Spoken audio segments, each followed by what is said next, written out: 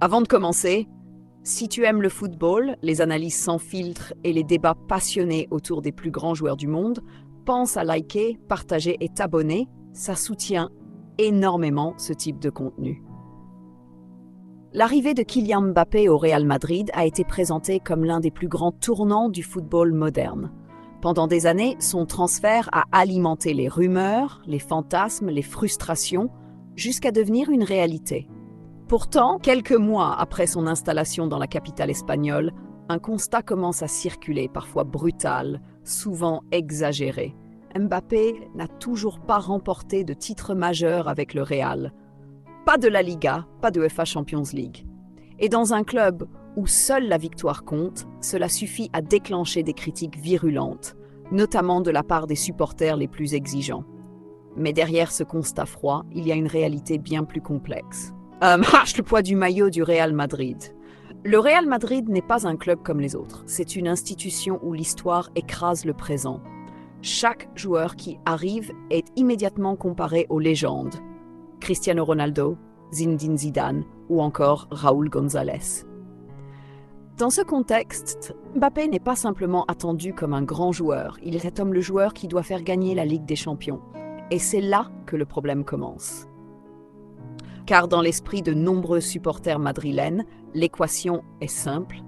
Tu es le meilleur joueur du monde, alors tu dois gagner immédiatement. Mais le football moderne ne fonctionne plus comme ça. Les critiques des supporters entre impatience et frustration. Depuis son arrivée, une partie des fans du Real Madrid, notamment les plus radicaux, n'hésitent pas à exprimer leur déception. Sur les réseaux sociaux, dans les tribunes ou dans les émissions sportives, certains commentaires reviennent souvent « On attendait un leader, pas un joueur en adaptation. Il devait nous faire gagner la Champions League dès la première saison. Il prend trop de place offensivement et déséquilibre l'équipe. Il n'est pas décisif dans les grands matchs européens. » Certains vont même plus loin en comparant son impact immédiat à celui de Cristiano Ronaldo, considéré comme une référence absolue. Cette comparaison est à la fois compréhensible et profondément injuste, car Cristiano Ronaldo a lui aussi connu des débuts sans trophée majeur avec le Real Madrid. Il a fallu du temps, des ajustements et surtout une construction collective solide pour atteindre les sommets. Une transition difficile de Paris à Madrid. Au Paris Saint-Germain, Mbappé était le centre du projet. Tout tournait autour de lui. Liberté offensive totale, statut de leader incontesté, responsabilité maximale dans les moments décisifs. À Madrid, la situation est radicalement différente. Il doit coexister avec des joueurs de très haut niveau comme Vinicius Junior, Jude Bellingham. Résultat, moins de liberté individuelle, plus de discipline tactique, moins de centralité dans le jeu, et cela demande un temps d'adaptation que les supporters n'acceptent pas toujours. Le problème tactique, une question d'équilibre. L'un des points les plus débattus concerne la compatibilité entre Mbappé et Vinicius Junior. Les deux joueurs aiment évoluer sur le côté gauche, attaquer l'espace, provoquer balle au pied. Cette similarité crée parfois des déséquilibres offensifs, un manque de largeur ou de variation, une confusion dans les rôles. Certains supporters critiquent directement Mbappé. Il ralentit le jeu, il ne s'intègre pas dans le collectif. Mais la réalité est plus nuancée. Ce n'est pas seulement un problème individuel, c'est un ajustement collectif qui dépend aussi de l'entraîneur et du système. L'impatience madrilène, une culture unique. Au Real Madrid, le temps est un luxe que peu de joueurs obtiennent. Même les plus grands ont été critiqués. Karim Benzema a été sifflé pendant des années.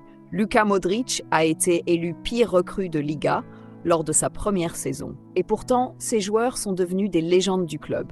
Cela montre une chose essentielle, les débuts difficiles ne définissent pas une carrière au Real Madrid. La pression médiatique et l'effet Mbappé.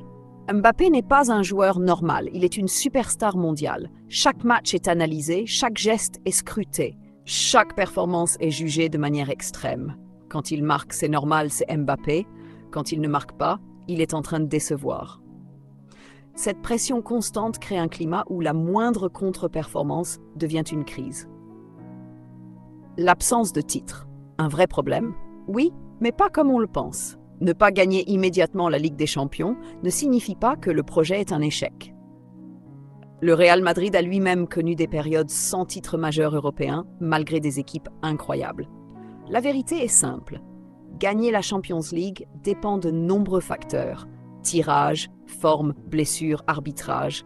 Ce n'est pas une garantie, même avec les meilleurs joueurs du monde. Le débat. Mbappé est-il vraiment en danger? Certains fans affirment que son avenir est déjà menacé. C'est une vision exagérée. Pourquoi?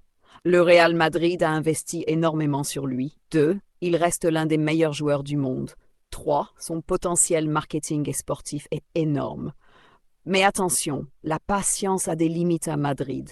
S'il ne remporte aucun titre majeur sur plusieurs saisons, les critiques deviendront de plus en plus violentes. Ce qui peut tout changer. Dans ce club, tout peut basculer en un instant. Une Ligue des Champions remportée, une performance décisive en finale, une série de matchs exceptionnels et le récit change immédiatement. Un joueur critiqué devient une légende. Verdict final. Dire que l'avenir de Mbappé est déjà compromis est une erreur, mais dire qu'il est totalement sécurisé serait aussi naïf. Il est dans une zone intermédiaire, observé, analysé, jugé en permanence. Au Real Madrid, une seule vérité existe. Les trophées définissent tout. Conclusion, Kylian Mbappé vit aujourd'hui ce que vivent tous les grands joueurs qui rejoignent le Real Madrid. Une phase de test brutale, sans indulgence.